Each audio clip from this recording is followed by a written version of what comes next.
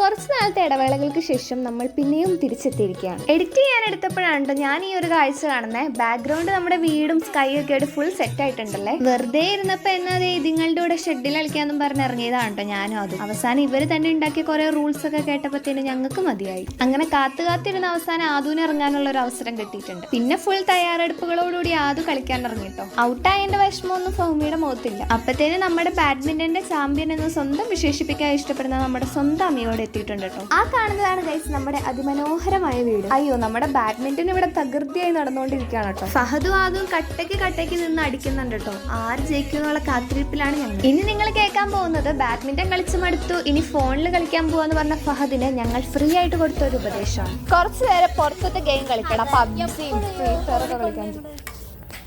പിന്നെ നമ്മുടെ ചാമ്പ്യൻ കളിക്കാൻ വേണ്ടി ഇറങ്ങിയിട്ടുണ്ടായിരുന്നു. ഈ തള്ളൽ എനിക്ക് വേണ്ടത് തന്നെയാണ്. മെരിയയ്ക്ക് തന്നെ പോയി വീഡിയോ എടുത്താൽ മതിയായിരുന്നു. അങ്ങനെ നെക്സ്റ്റ് വീഡിയോ എടുത്തോ ഞാൻ തന്നെ ജയിക്കുമെന്നും പറഞ്ഞ് ഫുൾ കോൺഫിഡൻസോടുകൂടി ഫഹ്മി കളിക്കളത്തിൽ ഇറങ്ങിയിട്ടുണ്ട്. ഫഹദിനെ ഞങ്ങൾ ഒത്തിരി കളിയാക്കിയോണ്ട് ഫഹദ് ഡബിൾ സ്ട്രോങ് ആയിട്ടാണ് കളിക്കളത്തിൽ ഇറങ്ങിയിരിക്കുന്നത്. എന്തിനും സപ്പോർട്ടായിട്ട് ഫഹ്മിത ഉണ്ട് അവന്റെ കൂടെ. എന്ത് ഫേക്ക് റൂൾസ്. ഇപ്പൊ കേട്ടത് നിങ്ങൾ ജയിച്ചതിന്റെ ഒരു പ്രഹസനാണ്. അപ്പൊ ഇന്നത്തെ വീഡിയോ ഇത്രയേ ഉള്ളൂ. ഇനിയൊരു വീഡിയോ വരുന്നേക്ക് വരെ ബൈ ബൈ.